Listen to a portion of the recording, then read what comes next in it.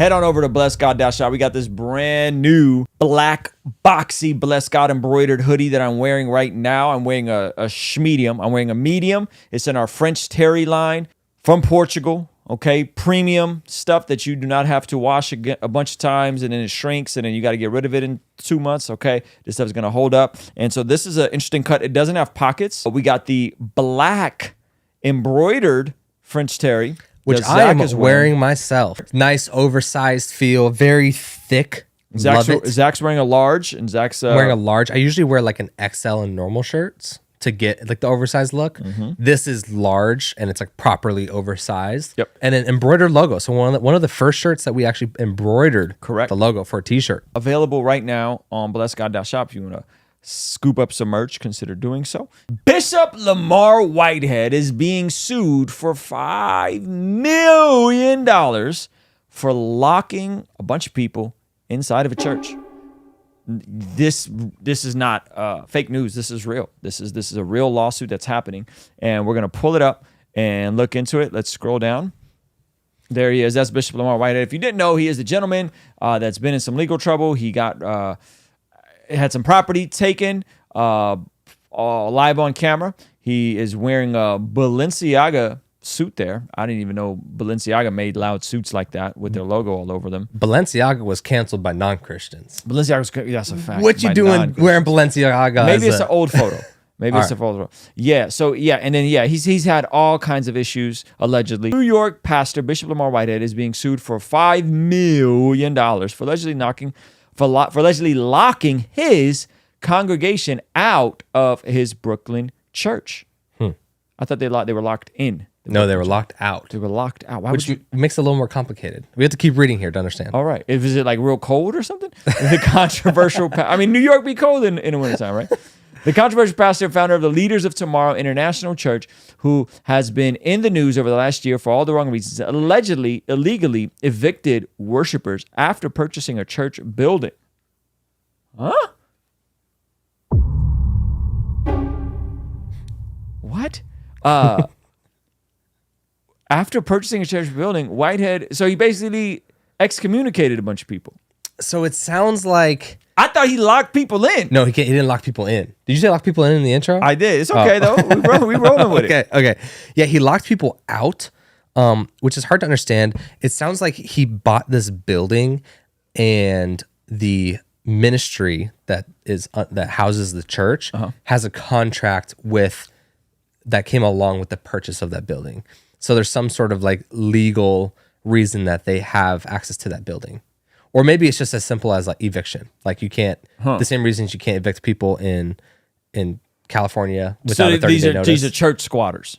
I guess, bro. You can't church squat, bro. You can't be like, I've been excommunicated from this church and then be like, but I'm not leaving. Because if that's the case, I'm kind of on his side on this one. The controversial pastor and founder, okay, we already read that part. So basically, allegedly illegally evicted worshipers after purchasing a church building at auction. Whitehead is reportedly being sued. Oh, okay, a different church got kicked out of the building he purchased. This man is... he is a character straight out of the show Power. Trolling. He's straight out of a 50 Cent show on Stars, bro. We buy the church down the street and we lock them out. And now they have to come to our church. White House is reportedly being sued by Glory of God Global Ministry. What is with all these international ministry and global this and international this? For allegedly changing the locks to the church just weeks before Christmas. According to a report in New York Post, Whitehead is accused of buying the building at auction and then illegally changing the locks just weeks before Christmas, barring hundreds of members of the Glory of God from being able to attend Sunday service, AM New York first reported.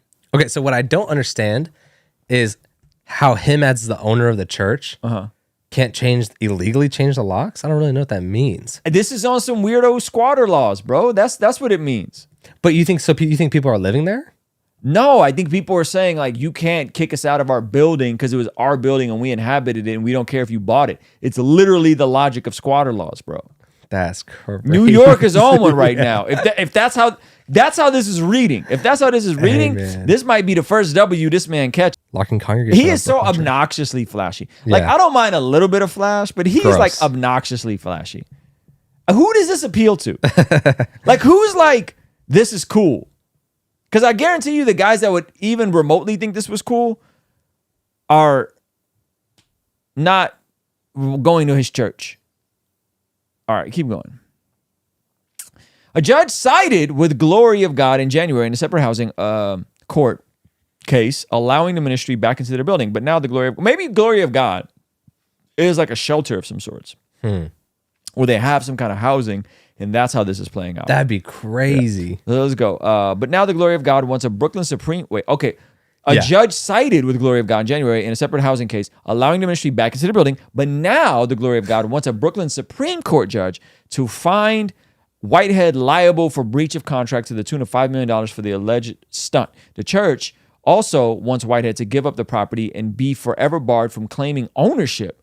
What? This is a sickness of the highest order. I don't know the particulars, but it sounds very weird. This just happened at a church that I'm friendly with. I can't give too many details, but basically the church always owned this Little League baseball field. Okay. And the church is getting older, and they needed cash influx. And so they were letting people use the baseball field. The Little League people forever use it for free. Well, long story short, they decided recently to sell it. And because they decided to sell it, the Little League families and all these folks who were getting it for free were mad at the church for selling their property for free. This church owned this Little League field, was letting the community use it for free, had an offer, decided to go with the offer, and then the community got mad because they sold a Little League field. And basically, they had to try and get incorporated into the city of Vista, that property incorporated, so that it would be easier to build the single-family homes there.